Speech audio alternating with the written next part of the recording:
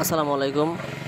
Kuakata changing room ও public toilet থেকে একজন মরদেহ দরজা ভেঙে উদ্ধার করা হয়।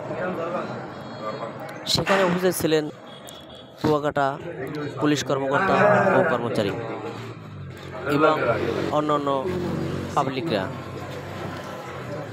ওখানে একজন লোক ব্যবসা করার জন্য আসছিল খুলনা থেকে। তার নাম হয়েছে নুরুল ইসলাম এবং তার ছেলে আসছে ওখানে। তার ছেলের নাম হচ্ছে মহিউদ্দিন।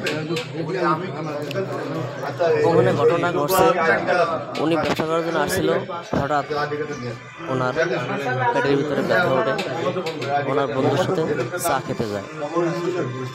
তারপরে পেটে ব্যথা ওঠার কারণে তার বন্ধুর সাথে চা খেতে পারেনি। তার বন্ধুর কাছে মোবাইল দিয়ে সে কুয়াকাটা পাবলিক টয়লেটের ভিতরে চলে যান। কিছুক্ষণ পরে না আসার কারণে তার বন্ধু এবং তার ছেলে ওখানে পাবলিক টয়লেটে খুঁজতে গেছিলেন, কিন্তু পাবলিক টয়লেট যারা কর্মচারী ছিল তারা বলতে পারেনি, যেহেতু ওই পুরুষ মহিলা টয়লেটের ভিতরে ঢুকছিল। উনি অসুস্থ ছিলেন, দেশে বেশে না পাই সে মহিলা টয়লেটের ভিতরে গেছে।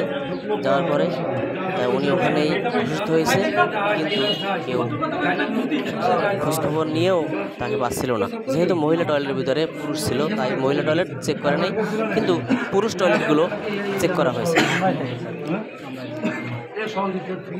এবং ওখান থেকে ওখানে যারা ছিল তারা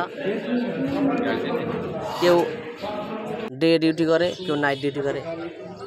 গতকালকে সকাল 10টার সময় ঢুকছে, আজকে বিকাল 3টার সময় ওখান থেকে লাশ উদ্ধার করা হয়। ওখানে যারা উপস্থিত ছিলেন বড় বড় কর্মকর্তারা ছিলেন।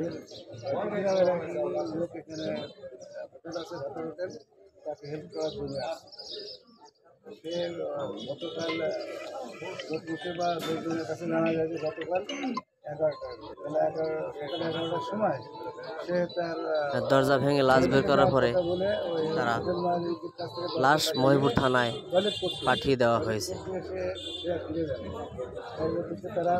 এবং লাশের এখানে ছেলে আছে, তার বন্ধুরা আছে, এখানে যারা যারা আছে তারা ওখানে থানায় চলে গেছে লাশের সাথে।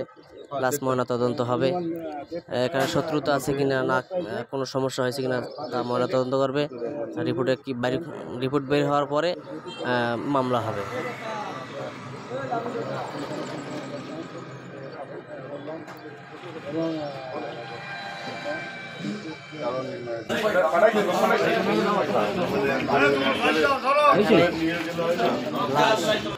সরকারি কাপড় দিয়ে ঢেকে রাখা হয়েছে। তারপর একটা ভ্যানে করে লাশ মহিপুর থানায় নিয়ে যাওয়া হইতেছে।